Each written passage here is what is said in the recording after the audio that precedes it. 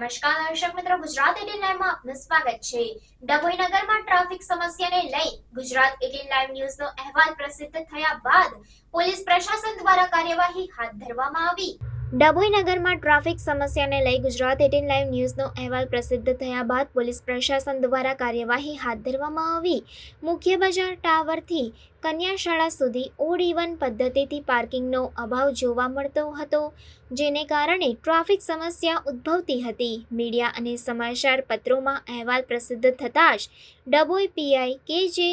ઝાલાની સૂચનાથી police કાફલો ડભોઈ નગરમાં મુખ્ય બજારમાં ફરી ઓડ ઇવન પાર્કિંગનું કડકાઈ સાથે અમલ કરાવ્યો હતો। સાથે દુકાનદારોને પણ નો ટ્રાફિક ઝોનમાં ઓડ ઇવન પદ્ધતિથી પાર્કિંગ કરવા સૂચના આપી હતી। પાલિકા દ્વારા પણ આગામી સમયમાં દુકાનદારો ટ્રાફિક અડચણરૂપ સામાન દુકાન બહાર મૂકશે તેની સામે પગલાં ભરશેનું જાણ કરવામાં આવ્યું હતું। ડભોઈ નગરના મુખ્ય બજારમાં છેલ્લા ઘણા સમયથી ટાવરથી કન્યા શાળા સુધીનો ટ્રાફિક ઝોનના જાહેરનામાનો અમલ થતો ન હોય અને ટ્રાફિક સમસ્યા ઉદ્ભવતી હોવાને લઈ મીડિયા દ્વારા ટ્રાફિક સમસ્યા દૂર કરવા અહેવાલ પ્રસિદ્ધ કરવામાં આવ્યો હતો, જેને લઈ ડભોઈ પોલીસ પ્રશાસન ડીવાયએસપી આકાશ પટેલ અને પીઆઈ કે.જે. ઝાલાના માર્ગદર્શન હેઠળ પીએસઆઈ ગોહિલ અને ટ્રાફિક પોલીસ સહિત પોલીસ જવાનોનો કાફલો ડભોઈ નગરના મુખ્ય બજારમાં પહોંચી